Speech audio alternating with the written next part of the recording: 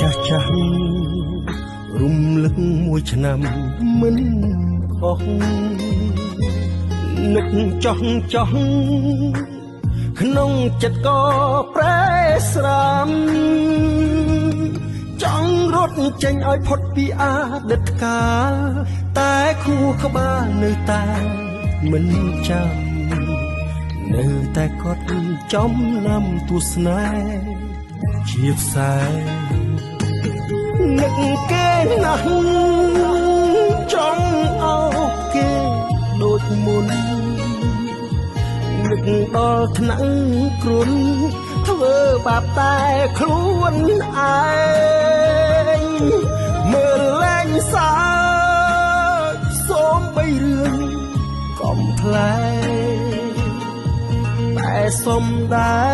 រឲ្យគ្រប់គ្នាឃើញធម្មតា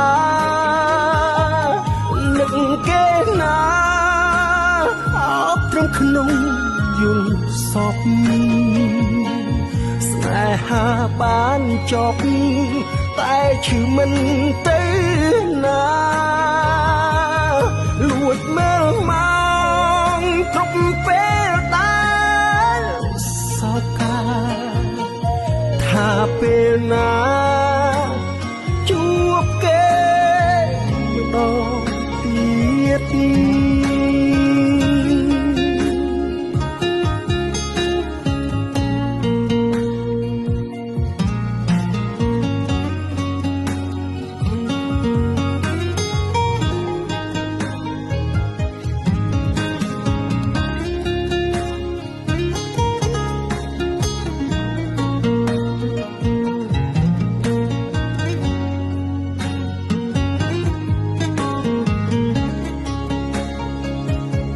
រឿងរ៉ាវចាស់ចាស់រំលឹកមួយឆ្នាំមិនអស់នឹកចោះក្នុងចិត្តក៏ប្រែស្រាំចង់រត់ចេញឲ្យផុតពីអតីតកាលតែខួរក្បាលនៅតែមិនចាំនៅតែកត់ចំណាំទស្សនាជាផ្សែងនឹកគេណាចង់អោបគេដូចមុននឹកដល់ថ្នាក់គ្រុនធ្វើបាបតែខ្លួនឯង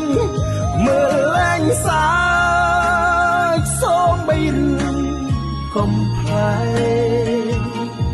តែសុំដែរឲ្យគ្រប់គ្នាឃើញធ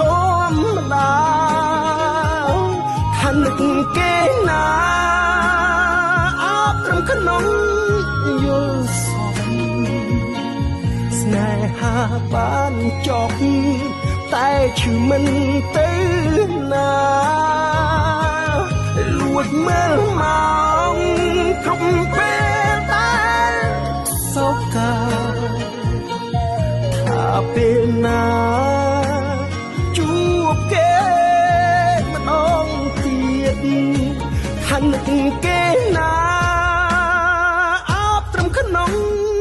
យល់សពស្នេហាបានចប់តែឈឺមិនទៅណាលួចមើលមក